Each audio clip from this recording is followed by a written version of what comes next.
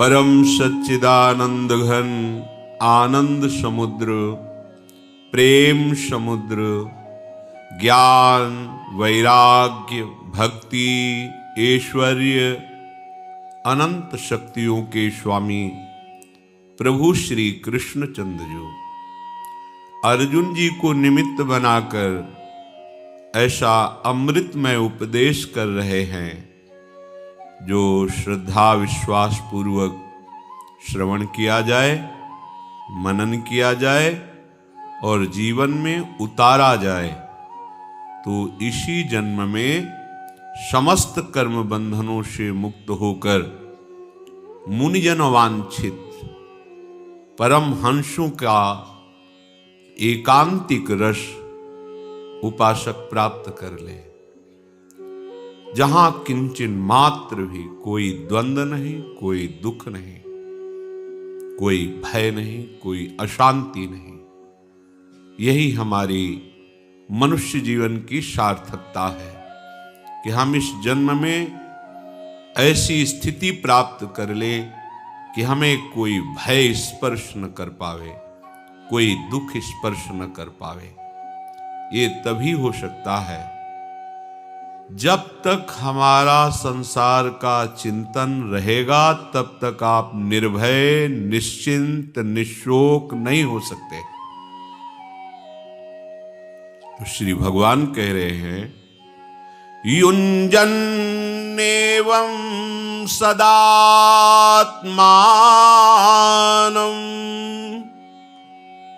योगी विगत कल्मषः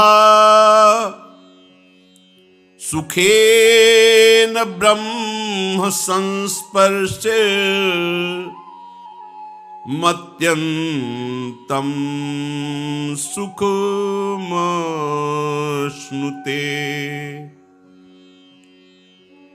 जो उपासक अपने आप को प्रतिपल सदा परमात्मा में लगाता रहता है, वो पाप रहित हो जाता है।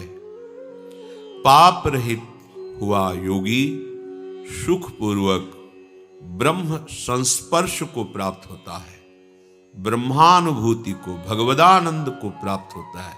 वो देख पाता है कि अपने हृदय मंदिर में ही प्रभु विराजमान है। केवल भावना नहीं, वो अनुभव करता है, वो देखता है, वो प्रभु से बातें करता है, वो प्रभु के साथ प्रतिपल रहता है। पर आवश्यकता है अपने आप को सदा आराध्य देव में लगाना। आगे की बात हमें नहीं सोचनी, वो अपने आप स्थिति आ जाएगी। स्थिति लाने के लिए हमको ये अभ्यास करना है कि जो हमारे अभ्यास में बस गया है संसार, संसार के भोग मान प्रतिष्ठा, संसार के रिश्ते नाते, शरीर के लाभ हानि सुख दुख मान अपमान, इन सबके चिंतन अभ्यास को भगवत चिंतन के अभ्यास से हमें काटना है। यही साधना है, यही हमारे जीवन की सार्थकता है कि हम अपने सांसारिक चिंतन में लगे हुए मन बुद्धि चित्त अहम को आराध्य देव के चिंतन के द्वारा सब समाप्त कर दें, लय कर दें। कोई अन्य चिंतन हमारे हृदय में होने ही नहीं पाए। इसके लिए सबसे पहले उपासक को यह देखना है कि हम भगवद आश्रित हैं। हमारा लक्ष्य प्रिया प्रीतम का निरंतर भजन है और हम ऐसे दलदल में फंस चुके हैं कि निकलना बहुत कठिन है। तो हम जहां हैं, जो भी हैं, जैसे भी हैं, प्रभु के लायक हैं, ये बात समझ लो। भगवत प्राप्ति के लायक हैं। ऐसी निराशा तो कभी हृदय में ना आने पावे कि मेरे को क्या प्रभु मिलेंगे। नहीं, ये आप इसलिए सोच रहे हैं कि आपको प्रभु से अपना संबंध जो है, पता तो है सबको कि हम सब प्रभु के हैं, पर स्वीकार नहीं करते आप। पता तो सबको है कि कोई है ऐसा एक मालिक जो पूरे जगत का भरण पोषण कर रहा है, विश्वंभर, जो सबको प्रकट कर रहा है, सबका लय कर रहा है, जो विद्या और अविद्या दोनों का स्वामी है कोई ऐसा भगवान, है कोई ऐसा ईश्वर, और हम उसी के हैं। बस स्वीकृति ना होने के कारण हमें लगता है हम जैसों को भगवान कैसे मिलेंगे। वो हमारे अंशी हैं, हमारे पिता हैं, हम सब उनके हैं, उनके अंश हैं। हमारा सिद्ध अधिकार है उनको प्राप्त करना। साधना केवल इसी बात की है कि हम स्वीकार करें कि वो हमारे हैं। ये हमारेपन, ये अपनापन, ये मैंपन हम गलत जगह प्रकृति में लगा दिया और परमात्मा से विमुख हो गए। अब साधना करनी है, उपासना करनी है, तो इसको पहले बदलना होगा। प्रभु की सन्मुखता और संसार की विमुखता, प्रभु का आश्रय और संसार के आश्रय से रहित होना। हमें प्रार्थना करनी प्रभु से कि सत्संग सुनकर, शास्त्र स्वाध्याय कर पता चला आपका आश्रय, आपका निरंतर चिंतन ही सार है। पर प्रभु मैं ऐसे दलदल में फंस गया हूं, जैसे श्री प्रहलाद जी महाराज कहते हैं नरसिंह भगवान से कि हे नाथ, जैसे एक पुरुष की बहुत पत्नियां हों और वो सब अपने अपने शयन गृह की तरफ घसीट रही हों उस पुरुष को, तो उसकी क्या दुर्दशा है ये वही जानता है। ऐसी ही हे नाथ, इस संसार दलदल में फंसे हुए जीव की दुर्दशा है। नेत्रेंद्रिय उसे रूप की तरफ घसीट रही है, शब्द श्रवणेंद्रिय शब्द की तरफ, त्वगेंद्रिय स्पर्श की तरफ, रसेंद्रिय रस की तरफ, आदि आदि। नाथ वो कैसे शांति को प्राप्त करे? इस संसार चक्र में पिसते हुए जीव को बचा लो प्रभु। प्रहलाद जी प्रार्थना करते हैं। उपासक आर्त भाव से प्रभु को पुकारे, हे प्रभु, मैं अपना आत्मसमर्पण करता हूं। ये नवी भक्ति है, आत्मसमर्पण। जैसा भी हूं आपका हूं, आप हमें स्वीकार करें, आप हम पर कृपा करें। उस कृपा का स्वरूप हम केवल इतना ही चाहते हैं कि कुछ और याद ना आवे, बस आपकी याद में, आपकी स्मृति में, आपके भजन में मैं निरंतर डूबा रहूं।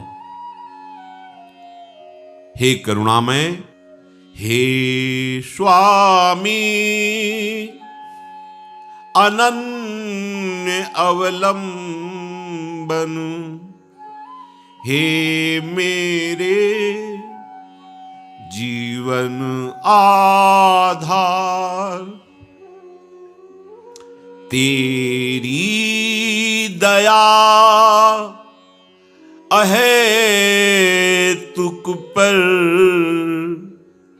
निर्भर कर आन पड़ा हूं द्वार। हे स्वामी,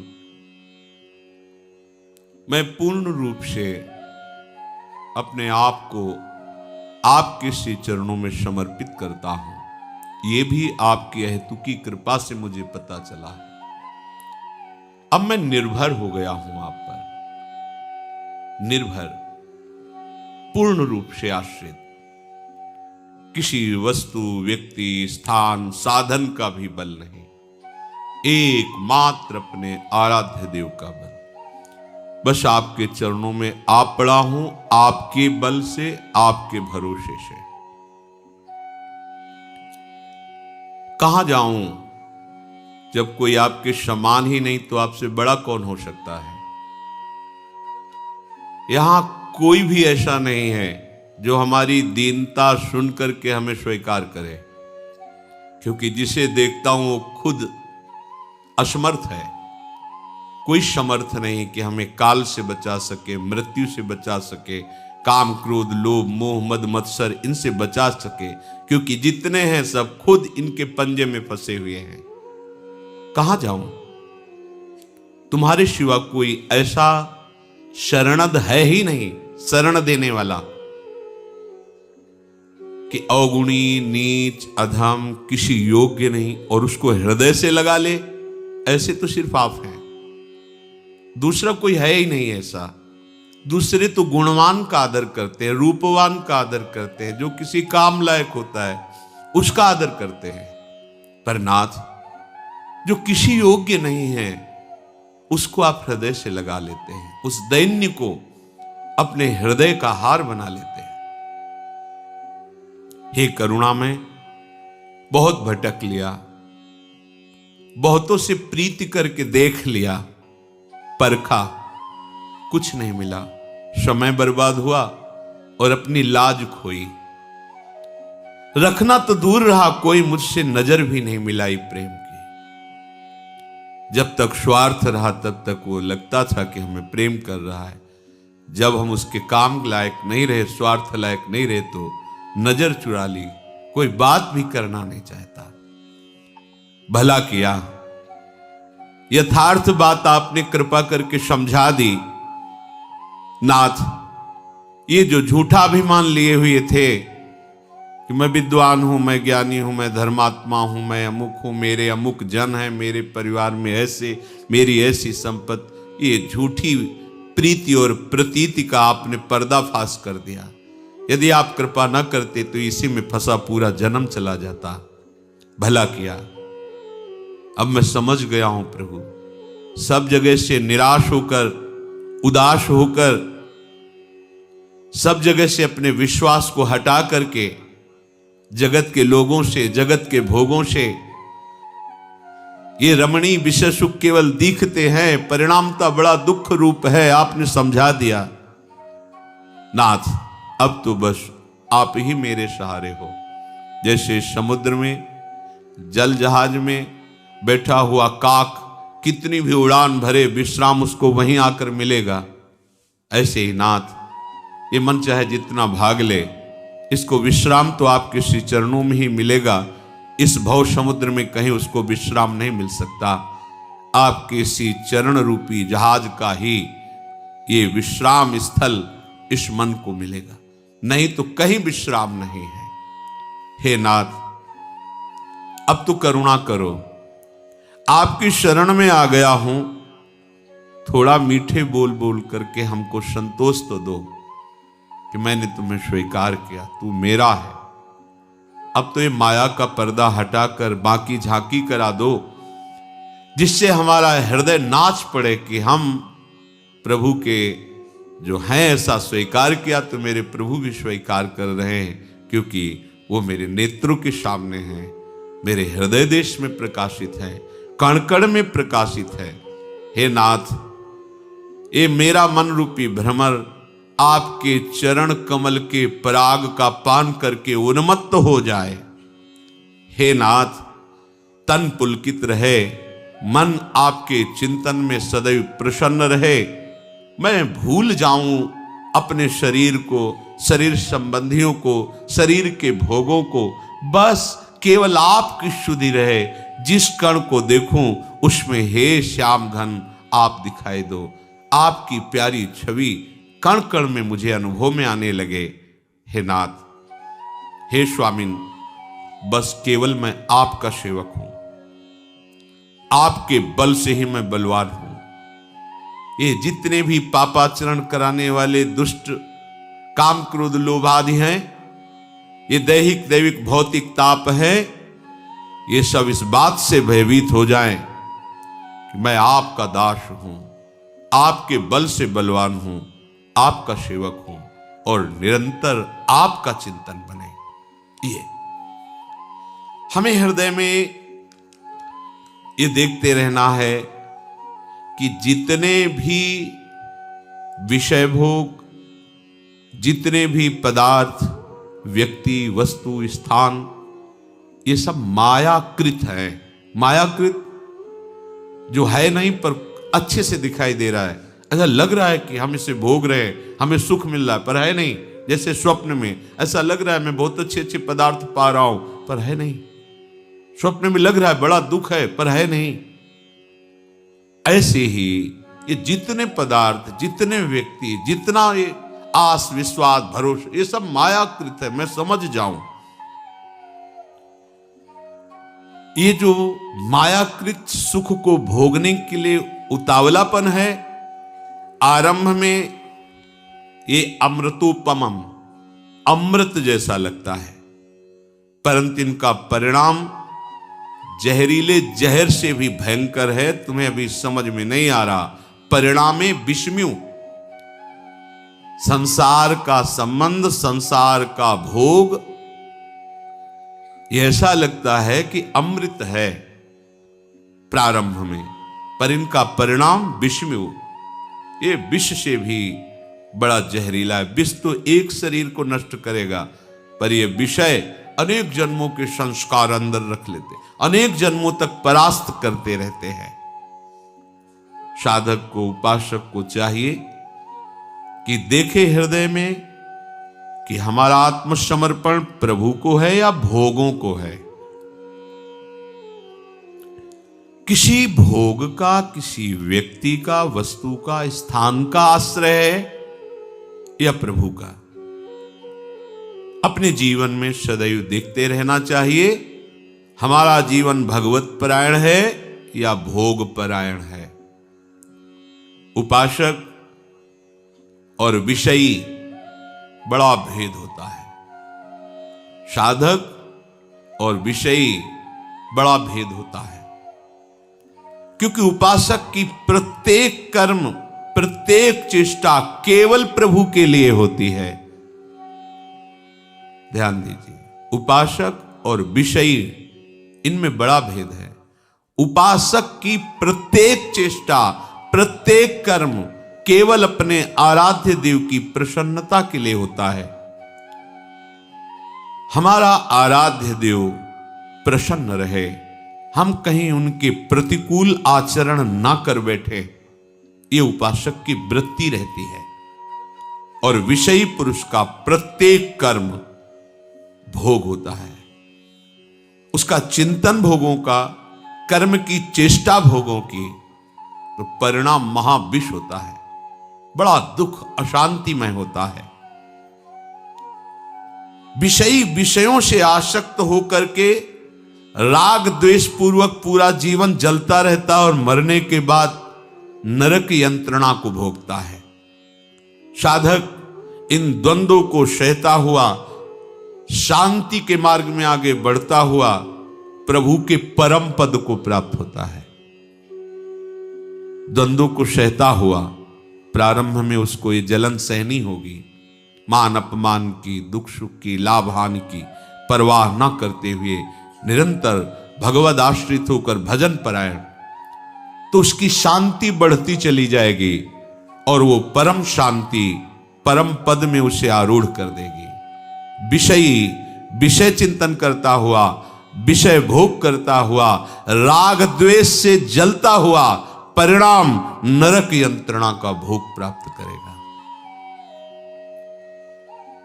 उपासक बनने का अर्थ ये नहीं है कि उसको ये अभिमान हो जाए कि मैं सबसे श्रेष्ठ हूं। ये बहुत घातक बात है। उपासक की तो वृत्ति होनी चाहिए तृणते नीच अपनपो कहे, अपने को सबसे छोटा समझे, तृणादपि सुनीचेन। ये बड़ी भारी भगवत प्राप्ति में रुकावट की बात है कि मैं इन सबसे कुछ अलग हूं, श्रेष्ठ हूं। जहां ये बात आई, दूसरे में दोष दर्शन शुरू हुआ, साधक का नाश हो जाता है, अर्थात तो साधना से भ्रष्ट हो जाता है। बहुत ध्यान देने योग्य बात है। दूसरों में अपने आराध्य देव को देखकर अपने में सदैव सेवक भाव रखना, सबको मन से प्रणाम करना, दूसरों को तुच्छ मानना, दोषी मानना, अपने को गुणवान और श्रेष्ठ मानना, ये परमार्थ के पथिक के मार्ग में भारी रुकावट है, वो आगे नहीं बढ़ पाएगा। अगर एक छोटी सी ऐसी वृत्ति हो तो उसका त्याग कर दो। शब में प्रभु हैं, वो स्वांग कर रहे हैं, कहीं अच्छे का कहीं बुरे का। आप स्वांग के दृष्टा हैं, आप उसको देखिए, स्वांग को स्वांग की तरह देखिए कि ये जो सामने दुराचारी का स्वांग कर रहा है, ये दुराचारी नहीं है। इस माया नाटक मंच पर मायापति ही ऐसा नाटक कर रहा है। इस स्वांग कर रहा है, कभी वाराह का, कभी कच्छप का, कभी नृसिंह का, कभी राम कृष्ण विविध रूपों, और फिर चराचर जगत का। ये वही स्वांग कर रहा है। दूसरा, वो अपने आप से अपने आप का विस्तार कर लेता है, अपने आप में अपने आप को समेट लेता है। इसलिए सबको प्रणाम करो। गोस्वामी तुलसीदास जी, सिय राम मैं सब जग जानी, करहूं प्रणाम जोर जुग पानी। सबको प्रणाम। सर्वान वस्तुतया निरीक्ष परम स्वाराध्य बुद्धिर्मम। मेरे आराध्य देव ही सब रूपों में स्वांग कर रहे हैं। उपासक किसी को भी ऐसे वचन, ऐसी चेष्टा ना करे कि उसके हृदय को पीड़ा पहुंचे। विद्या के अभिमान में, त्याग के अभिमान में, भजन के अभिमान में, धन के, जाति के, साधना के, भक्ति के, ज्ञान के किसी अभिमान में आकर किसी को ऐसी चेष्टा, ऐसे वचन ना बोले। परुख वचन कबहु न कहाई, कि वो अंदर से दुखी हो जाए और सोचे कि मैं किसी योग्य नहीं हूं ना, इसलिए तो बड़े हैं इसलिए गए आप। अगर वो हृदय से दुखी हो गया तो वहीं बैठे हुए हैं प्यारे, उनको ताप पहुंचेगा, उनको ताप पहुंचेगा तो आप सेवक कहां रहे, उपासक कहां रहे। अपने आराध्य देव को कष्ट पहुंचा रहे हैं, उनके प्रतिकूल चल रहे हैं, तो आप उपासक कहां रहे। सावधान। भजन करना कठिन, करके बचाना कठिन, बचा के पचाना कठिन। पच गया तो सिद्ध हो गए। ये भजन के भारी विघ्न हैं, इसलिए सावधान रहो।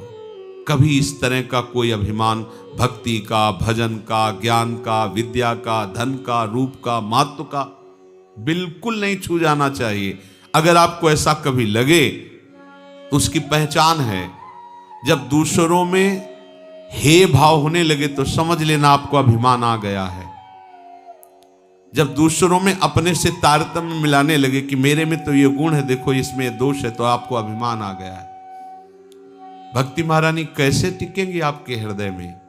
विद्या रूप महत्व कुल धन यौवन अभिमान सट कंटक देखे, जहां राहे न भक्ति निदान। ये बड़े बड़े कांटे हैं, इन पर भक्ति महारानी कैसे सुकोमल चरणों से चलकर तुम्हारे हृदय में आएंगी। नहीं आएंगी। अभिमान छू न जाए। वृंदावन ई विधि बसे तज के सब अभिमान, यही सब अभिमान। उपासक को अभिमान से दूर रहना चाहिए। कभी ऐसी कोई बात अपने में दिखाई दे सद्गुण की तो समझ लेना अभिमान आ रहा है। प्रभु को पुकारो कि नाथ संभालो, ये अभिमान आ रहा है, वही ठीक कर देंगे। अपनी उपासना से हटे नहीं, किसी की उपासना को नीचा समझे नहीं। अपने को कोई गलत कार्य करना नहीं, दूसरा कोई गलत कर रहा है तो हमारा आराध्य देव अंदर से भाव रखना है, बाहर से व्यवहार नहीं रखना। बाहर से संभाषण भी नहीं करेंगे, अंदर से आराध्य देव का भाव रखकर न उसकी निंदा करेंगे न उसकी स्तुति करेंगे। नाली के कीड़े में, कुत्ते में, देवता में, सब में हृदय मंदिर पर बैठे हुए उपासक अपने आराध्य देव को देखता है।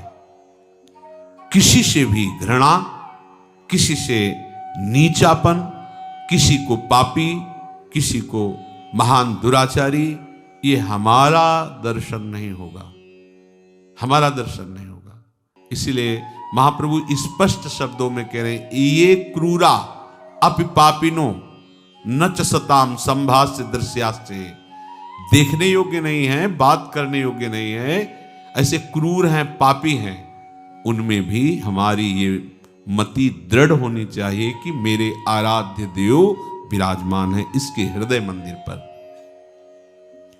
उपासक ऐसी भूल न करे, नहीं तो समझ नहीं पाएगा कि उसका साधन मार्ग कब और कैसे छूट गया। निरंतर रात दिन अपने भजन को ही संभाला करे। ऐसा भी नहीं होना चाहिए कि बहुत बढ़िया से भजन हो गया तो तुम भूल गए। बड़ी सूक्ष्म बात है।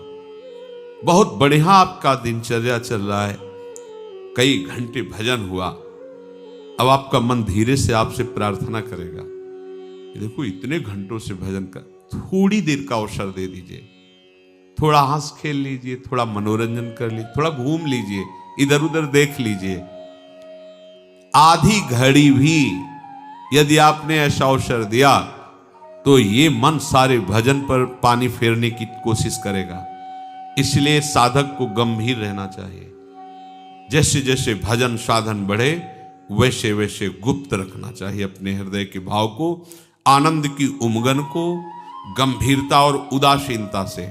उदासीन अति रही गोसाई, बाहर से ऐसा लगे कि ये तो एकदम ना हंसता है ना बात करता है, उदासीनता, गंभीर, अंदर आनंद उमड़ रहा है, बाहर से गंभीर, भ्रकुटी तनी हुई, शांत। ये भजन की सुरक्षा है। बहुत सुकोमल पौधा है, आसपास कांटे की बाड़ लगाई जाती है, वो बाड़ अगर मजबूत लगी रही तो पौधा वृक्ष बन जाएगा। वृक्ष बन जाएगा तो कुछ हानि होने वाली नहीं, हजारों लोग विश्राम पाएंगे उस वृक्ष के नीचे। ऐसे अभी भक्ति का पौधा अंकुरित हुआ है। माया रूपी बकरी अगर चर गई तो अंकुरण नहीं हो पाएगा। तो हमें ये बाड़ लगानी, गंभीरता, उदासीनता, स्वभाव दूर से ऐसा लगे कि बात करने का मतलब है ये कड़ुआ बोलेगा, ऐसा लगना चाहिए। हृदय में आनंद है, भगवद स्मरण है, पर आपका बाहरी स्वरूप कांटे जैसा होना चाहिए, आंतरिक स्वरूप गुलाब के फूल जैसा होना चाहिए। उपासक को यह सुरक्षा कवच रखना ही चाहिए। संसारी पुरुष अंदर कांटे जैसा होता है, बाहर गुलाब के फूल जैसा होता है। लगता है छुओ बहुत अच्छा, लेकिन छुओगे तो कांटे लगेंगे।